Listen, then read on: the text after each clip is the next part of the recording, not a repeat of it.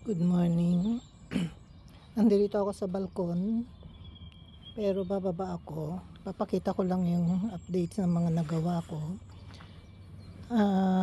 Nalinis ko na ng konti, pero lilinisin ko tong terrace ngayon kasi 18 degrees. Pressure water pump ko para matanggal yung mga libag, yung mousse, yung mga green. Ayan o. Mamaya ako gagawin after lunch kasi full sun dito mamaya, no? So ito na siya, ito na yung garden. Maaliwalas na ng konti pero hindi pa siya malinis. Ano, yan yung mga roses na cuttings. Mag-stay dyan ng 1 year pero lilinisin ko pa rin yan, ililipat ko tapos ibabalik ko ulit siya. After 1 year, pag naka-recover na siya, tsaka ko siya itatanim sa lupa, ililipat ko, no? So ito na yung mga maliliit na garden space dito, yung mga plot. Ito na yung lavender.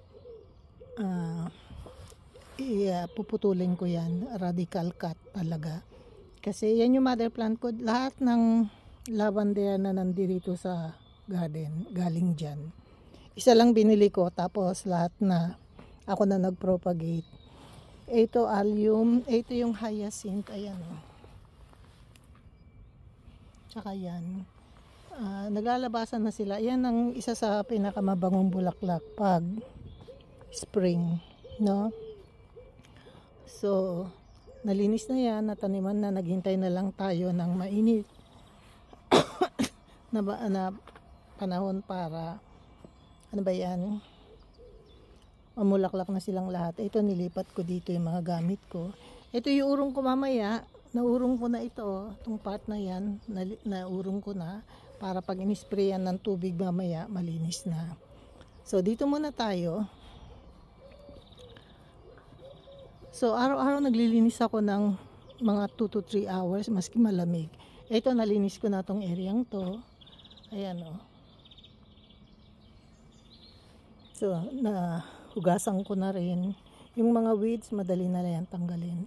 Ito yung malaking bloom hydrangea. Matagal pa yan. Mga ano pa yan, June. So ito na yung sakura.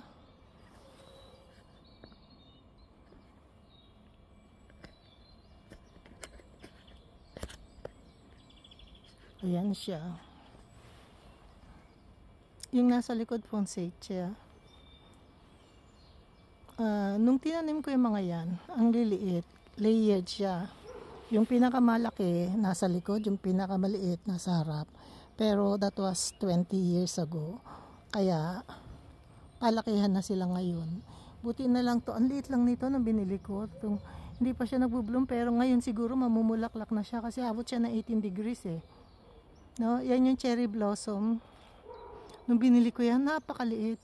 Ito yung close up niya, oh. Pink tapos magiging white.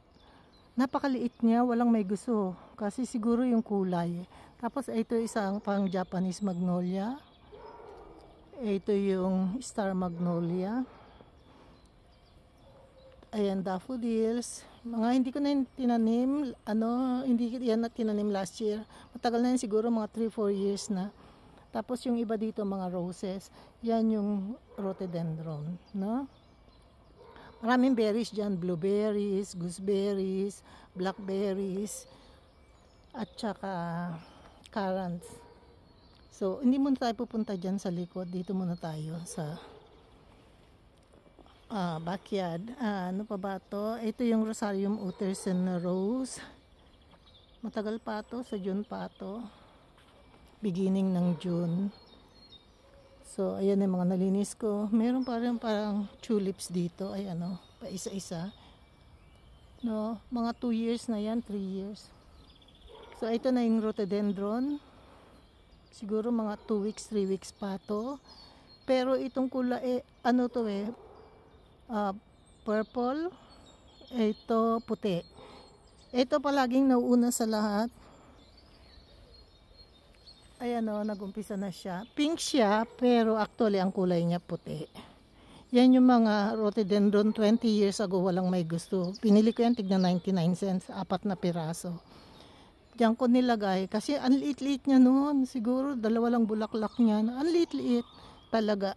Wala pang 1 foot ang taas. Tapos tingnan nyo ngayon kung gaano kalaki, pero 25, 24 years ago na itong kinikwento ko. Ito yung candy cups. Kulay puti yan, pure white pag pag namulaklak. Ito din siya, 3 yan, magkakatabi. Itong isa nakalimutan ko na. Itong blue, Abieta ang pangalan yan. Ito, bago yan, bago kong tanim. Kulay puti ang bulaklak. Nakalimutan ko na may ID siya, hindi ko tinanggal, hindi ko tinapon. Tapos yan yung mga roses. Azalea kulay orange. Ito azalea yellow. Tapos, yun ang palagi nauunang rhododendron yung nasa likod na kulay pink. Ito pala yung pangalan niya. Berg Sandkraut ang pangalan niya. Amaris montana. Ayan o, kulay puti. So, bali puti yan. Yan yung bago, 2 sila. Tsaka ito, Abieta din yan. No, bagong tanim, 3 piraso yan. Tapos ito kulay orange na azalea. Ito yung hyacinth, puti, tsaka yung purple, oh, ang bilis ang bilis masira, magluma. Pero yung puti okay pa, no? Yan yung bagong space na ginawa ko kasi diyan galing yung dating boxwood na namatay. Ito yung Rosarium Uttersona rose. Ganito kaganda ang Abieta pag kumapal. Ika-2nd or 3rd year niya yata yan. So ito, hyacinth roses at saka forget-me-not, tsaka candy caps. Ito naman azalea, yellow azalea to at saka rhododendron. Pasok tayo sa loob. Ito Weigeli. Ang ganda nito, kulay pink. Pag namulaklak, parang pangkasal. Maganda ng bouquet yan sa kasal eh. No? Pinutol ko ng pinutol kasi masyado siyang malago tsaka nakasayad sa lupa. So ayan yung latest kong ginawa. Hanggang dito, hindi pa ako nakakaurong dyan. Hanggang dito pa lang. So, yung grass, yung lawn, hindi pa namin naayos kasi may frost pa sa gabi. Pero itry namin i-cut yung grass ngayon. Tapos next days, tatanggalin yung moss, no? Ang laki kasi ng area. Alam niyo, sa totoo lang, 20 years ago, wala akong hardinero. Ako lahat gumagawa nito. Kayang-kaya ko, pero ngayon madali na akong mapagod. So, pakonti-konti na, yan terrace na yan. Naku, 1 day ko lang yan gagawin eh. Yung pressure, water pressure cleaner. Siguro mga 1 day rin. Ganyan kabilis ako magtrabaho. Pero ngayon ako, nakita nyo, malamig kasi kaya mahirap magtrabaho. Pero actually, madali lang yan lahat dati. So, nandito na tayo sa food forest. Ito yung apricot. May konti pa ring bulaklak. Ayan to. Sana mabuhay ang bulaklak niya. At saka sana magkaroon ng bunga. Kasi last year, ang bunga niya, 2 lang. Every other year siya mamunga. Tapos, yung katabi niya, either red or green. Palagay ko green. Green na peras. Tapos, ito yung apple tree ko. Ito yung pinakamasarap na apple. Late yan. Late na nahihinog. September, October. So, kita nyo, sinlaki ko lang. Kaya lahat ng bunga niyan, abot ko. No? So, ito yung white currant. May ID pa siya. Ayun, oh. Ito, blackberries. Bagong tanim lang yan. 3 sila. Ayan pa yung iba, oh. Kita nyo, hindi ko pa nalinis dito. Pero madali lang to. Kasi weeds lang ang tatanggalin dito, eh. No, ito yung raised bed ko na dapat raised bed. Hindi mo naman matawag na raised bed kasi hindi mataas. At saka ito, yung food forest. Ito yung trail papunta doon sa labas. No, ito mga rhododendron. Rhododendron trail ang tawag dito dati. May rhododendron dito, mayroon pa dito. Tapos ayan oh, then dadaan papasok doon sa likuran. No? So, updates lang to ng garden. Marami pa rin gagawin. Ayan oh, napakasukal pa rin dito.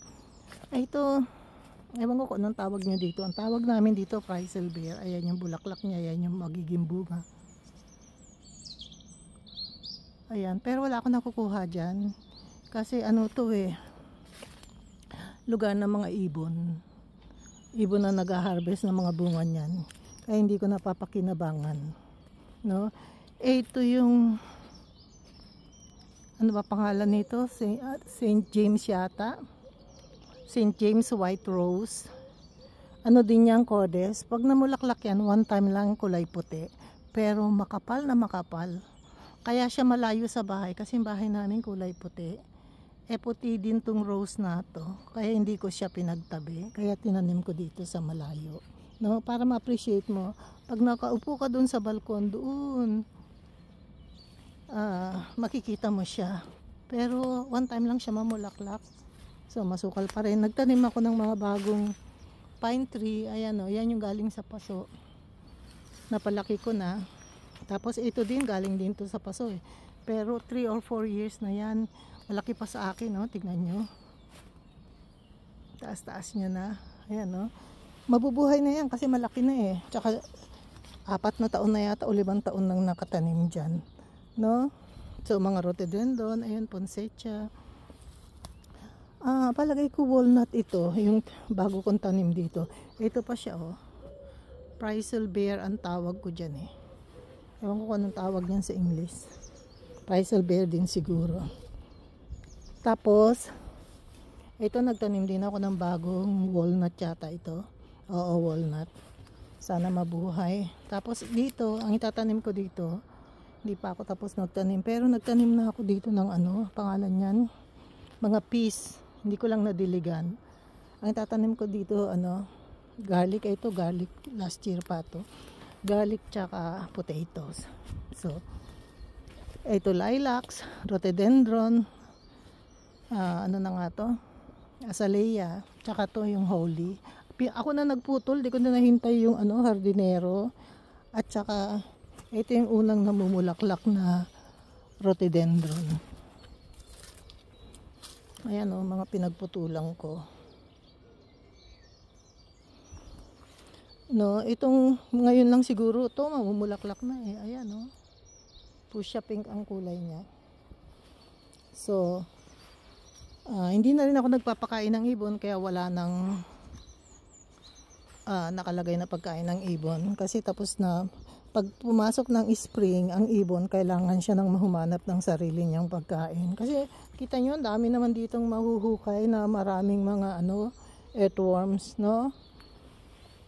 So, hanggang dito na lang. Maraming salamat. Updates lang to, no?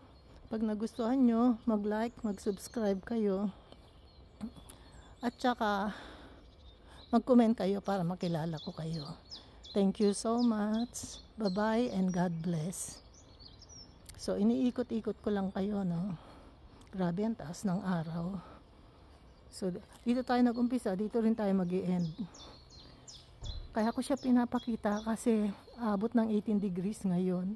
Baka mamaya lahat ng petals niya mahulog na. Isang hangin lang yan, mauubos ang bulaklak niyan. Parang snow sa baba, magiging puti lahat yan. No? Close up nga natin.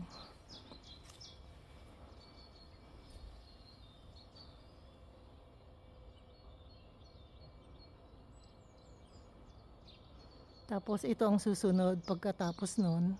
Ito naman. Ito yung talagang malalaking magnolia.